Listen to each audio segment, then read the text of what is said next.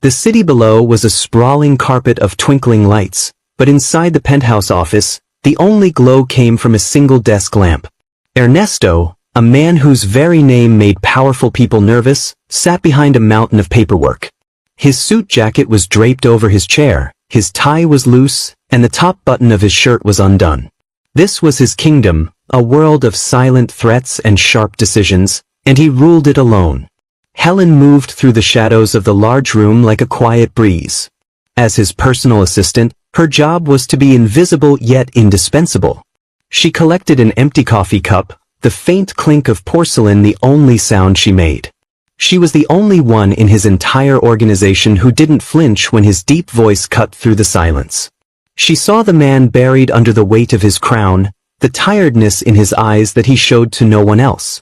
"You should go home, Helen," Ernesto said without looking up, his voice a low rumble. "It's late." "Just let me finish organizing these files for tomorrow, sir," she replied softly, her voice a calm contrast to the tension that always clung to him. "Then I'll go."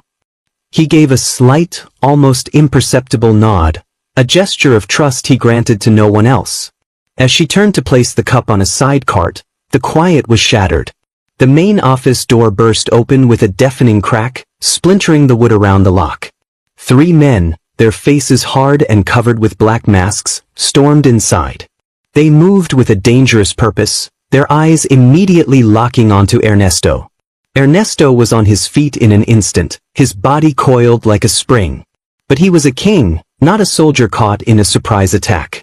His hand flew to his desk drawer, where he kept a weapon, but he was too slow. One of the men was already pointing a gun directly at his chest. "The wolf sends his regards," the lead man sneered, his finger tightening on the trigger. Time seemed to freeze. Ernesto's mind raced, calculating odds and finding none in his favor. This was it.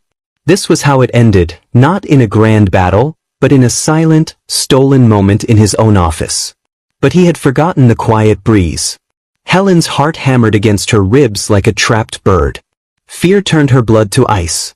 But seeing that gun pointed at Ernesto, at the man who, despite his gruffness, had always treated her with a strange, unspoken respect, sparked something else inside her, a fierce, protective fire. Her eyes darted around, searching for anything, any possible distraction. They landed on the small, heavy crystal paperweight on the side cart, right next to the coffee cup she had just put down. It was solid, dense, and perfectly shaped for a throw. In one fluid motion, born of pure adrenaline, she snatched the paperweight. She didn't scream. She didn't hesitate. With all her strength, she hurled it not at the man, but at the large, elegant glass window that separated the office from the secretary's area. The sound was explosive. A web of cracks radiated from the point of impact, and the window shattered into 1,000 glittering pieces, raining down like dangerous diamonds. The noise was unimaginably loud in the quiet office, a shocking, high-pitched crash that made everyone jump. The gunman flinched, his aim faltering for just a split second. His head instinctively turned towards the source of the terrifying sound. That 1 second was all Ernesto needed. He was a predator, and the distraction was his opening. He moved with a speed that was shocking for a man of his size. He slammed the man's gun hand against the edge of his solid oak desk. The weapon clattered to the floor. A sharp, brutal punch to the man's jaw sent him stumbling back into his companions, creating a tangle of confusion. The spell was broken. The other 2 men recovered, but Ernesto was already on them. The fight was short, brutal, and efficient. He moved with a controlled fury, every movement designed to disable. In less than a minute, all 3 men were on the ground, unconscious or groaning in pain. Silence descended once more, broken only by the ragged sound of Ernesto's breathing and the faint tinkle of glass still falling from the broken window. He stood amidst the wreckage of the fight, his knuckles bleeding, his chest heaving. His eyes, dark and intense, swept the room and finally landed on Helen. She was still standing by the cart, her hand pressed to her mouth. She was trembling from head to toe, her whole body shaking with the aftershock of what she had just done. Tiny shards of glass glittered in her hair and on her shoulders like deadly confetti. Ernesto walked towards her, his steps slow and deliberate on the glass-strewn floor. He didn't look at the defeated men. His entire world had narrowed to this one woman, this quiet assistant who had just thrown a stone into the gears of his fate. He stopped right in front of her, so close she could feel the heat radiating from his body, could smell the faint scent of his cologne mixed with the sharp, metallic tang of adrenaline. He was so much taller, so much more powerful up close. Very slowly he reached out. His fingers, still smeared with a trace of blood from his knuckles, were surprisingly gentle as they brushed a piece of glass from her hair. The touch was electric, sending a jolt through both of them. His dark eyes searched hers, looking past the fear, looking for the source of that incredible courage. "Helen," he said, her name a low, rough whisper that seemed to vibrate in the air between them. It was the first time he had ever said her name without a title, without a command. It was just her name, filled with a new, profound meaning. He looked from her wide, frightened eyes down to the dangerous glitter on her clothes. His gaze was hot, intense, and full of a storm of emotions she couldn't name. "You're covered in glass," he murmured, his voice dropping to a deep, husky tone that was both a statement and a promise. The air crackled with a new, different kind of danger. It was no longer about guns and enemies. It was about the undeniable, powerful thing that had just been born in the space between them, forged in shattered glass and a single life-saving moment. The cliffhanger was not about the attack, but about what would happen next, in that quiet, charged space, with just the two of them alone. The grand house was never truly silent. It creaked and settled like a living beast, its shadows holding secrets Helen was only just beginning to understand. Since the night in the office, a week had passed. The broken window had been replaced, the splintered door repaired. But the invisible crack that had formed in the wall between her world and Ernesto's remained, wider and more profound than ever. He had not spoken of the incident, but his eyes followed her now with a new, burning intensity. Tonight, a storm raged outside, rain lashing against the windows like handfuls of thrown pebbles. Helen, unable to sleep, was in the kitchen, warming a cup of milk. The sharp cry of the wind masked other sounds, but it couldn't disguise the heavy, uneven thud that came from the front foyer. It was the sound of something or someone hitting the floor. Her heart leaped into her throat. Setting her cup down with a quiet clink, she moved toward the sound, her bare feet silent on the cold marble floor. The foyer was vast and dark, illuminated only by a single low-wattage sconce. And there, in a pool of shadow and rainwater, was Ernesto. He was on one knee, his broad shoulders slumped, one hand braced against the floor while the other was clamped tightly against his side. His usually impeccable black coat was soaked through, clinging to his frame, and his breathing was a ragged, painful sound that tore through the quiet house. The air carried the sharp, coppery scent of blood, a smell that made her stomach clench. "Ernesto," she whispered, her voice trembling as she rushed to his side. His head snapped up at the sound of her voice. His face was pale, beaded with a mixture of rain and cold sweat, his hair plastered to his forehead. But his eyes, they were the same dark, fierce eyes from the office, blazing with pain and a stubborn will to survive. In their depths, she saw a terrifying vulnerability he would show to no one else. "Helen," he gritted out, her name a strained breath. He tried to push himself up, but a fresh wave of agony made him gasp, his arm buckling. "Don't move. You're hurt," she said, her instincts taking over. She slid her shoulder under his good arm, ignoring the cold wetness of his coat seeping into her nightdress. He was impossibly heavy, a dead weight of solid muscle and pain. "Listen to me," he rasped, his mouth close to her ear, his hot breath fanning her skin. "No doctors. No hospital. Do you understand? No one can know." The command was absolute, leaving no room for argument. He was placing his life, his entire dangerous world, in her hands alone. The trust was as terrifying as the wound. "I understand," she said, her voice surprisingly steady. With a grunt of immense effort, he used her as a crutch, forcing himself to his feet. Leaning on her heavily, they began a slow, agonizing journey up the grand staircase. Every step was a monumental struggle. She could feel the tight clench of his jaw against her temple, Hear the suppressed groans he refused to release. His entire body was a rigid line of torment. Finally, they stumbled into his private bedroom. It was a stark, masculine space, all dark woods and deep gray linens, smelling faintly of sandalwood and now of blood and rain. He collapsed onto the edge of the large bed, his strength finally spent. For a moment, he just sat there, head bowed, breathing heavily. Then, with a grimace, he slowly, painfully, shrugged off his soaked coat and let it fall to the floor with a wet slap. His white shirt beneath was torn and stained a dark, frightening crimson on his left side. His eyes, dark and desperate, found hers again. "I need your help," he said, his voice low and rough with strain. "Don't ask questions." This was the inciting incident, the moment the last of the professional walls crumbled into dust. He wasn't her powerful boss giving an order. He was a man, wounded and trusting only her. He began to unbutton his shirt with fumbling, blood-slicked fingers. Seeing his struggle, Helen stepped forward. "Let me," she whispered. Her own fingers trembled as she reached for the first button. This was an intimacy far beyond anything she had ever known. The room was silent except for the drumming rain and their ragged breathing. She worked her way down, each button revealing more of his powerful chest, until the shirt fell open. And there it was.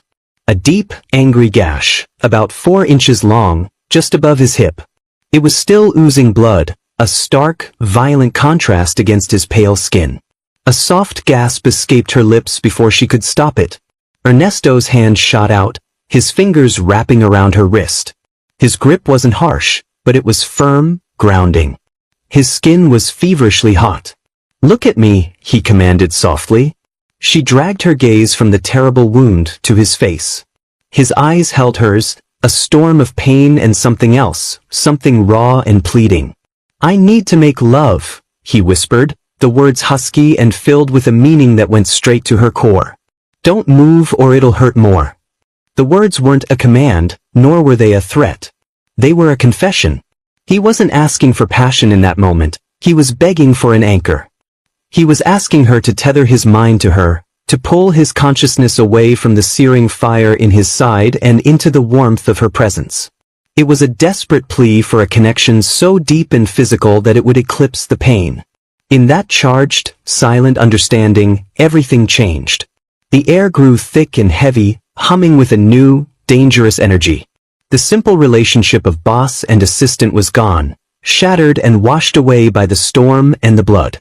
What remained in its place was something fragile, powerful, and utterly new. A quiet, powerful romance born in the dark, waiting to be sealed not with a kiss, but with a tender touch and a shared breath. The cliffhanger was no longer about his survival, but about the profound, intimate frontier they were about to cross, together.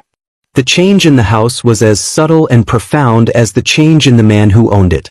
The grand, echoing halls no longer felt like a gilded cage but like a home slowly learning to breathe. The cold, imposing marble seemed to soak up the newfound warmth, reflecting not just light, but a feeling of peace that had been foreign to its walls. This transformation had a single beautiful source, the love that had quietly blossomed between the Mafia king and his maid. In the days and weeks that followed the intense, life-altering night of Ernesto's injury, a new rhythm established itself. Ernesto's fierce, commanding presence was no longer something to be feared, but something that sought her out. He was no longer a distant storm cloud, but the sun, and Helen was his constant, warming orbit. He would find her in the library, dusting shelves that were already pristine. As he passed, his hand would not just brush the small of her back. It would settle there, a firm, possessive heat that seeped through the fabric of her simple dress, making her heart stutter. It was a silent message, a constant reminder of the intimacy they now shared. He would look up from his desk, his brow furrowed in concentration over some business matter, and his eyes would find hers across the room. The stern lines of his face would soften, and a slow, secret smile would touch his lips, meant for her and her alone. It was a smile that promised, that remembered, that adored. Their world became a delicious secret, a treasure they guarded fiercely. A kiss stolen in the butler's pantry, swift and deep, his body caging her against the shelves filled with jars of preserves, the taste of him both familiar and thrillingly new.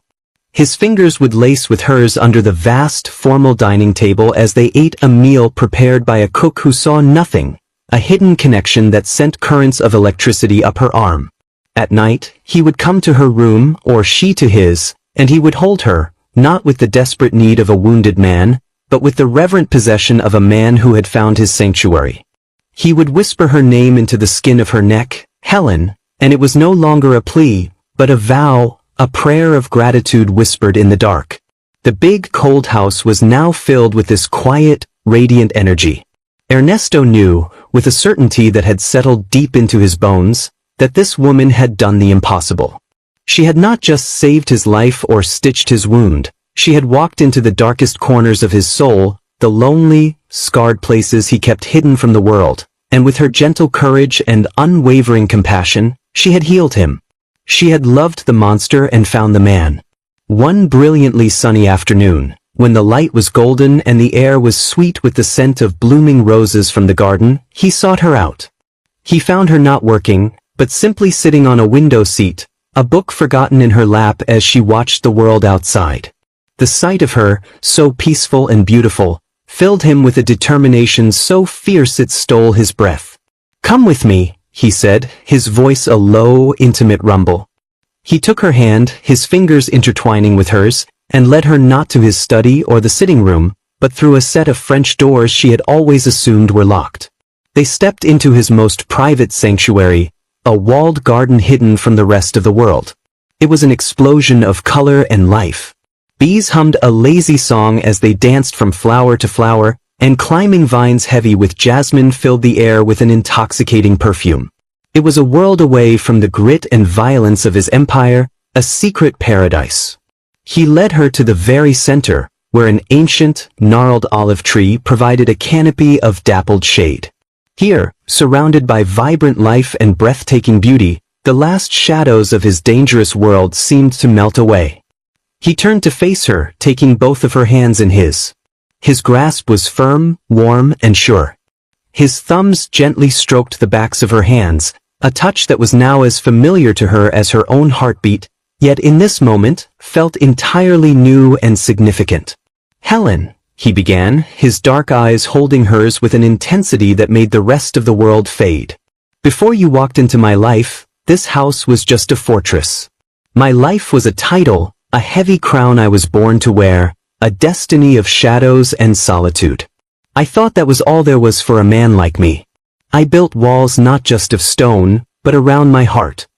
He paused, his gaze searching her face as if memorizing every detail.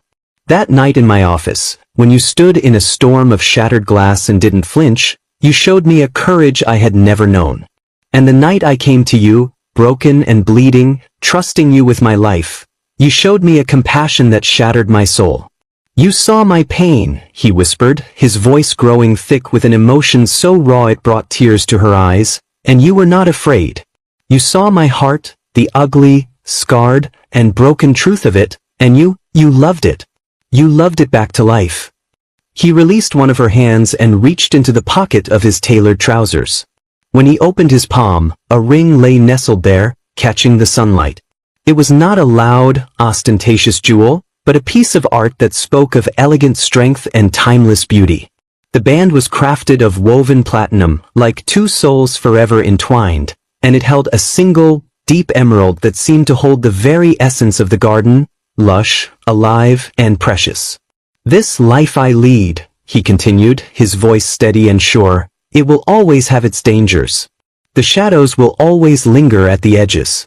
But I don't want to face them alone anymore. I don't want you to be my secret, my hidden joy. I want you to be my light, my strength, my partner in everything. I want the whole world to know that you are the one who holds my heart. Stay with me. Be my wife, be my queen. Rule this life by my side. Give me your forever, Helen, and I will spend every single breath of my forever ensuring you never, for 1 second, regret that choice."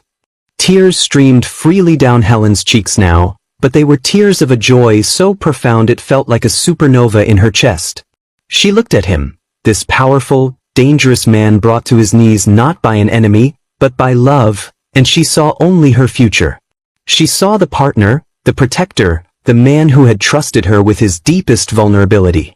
He was offering her not just a ring, but his entire world, his kingdom, and his heart, asking her to rule it all with him.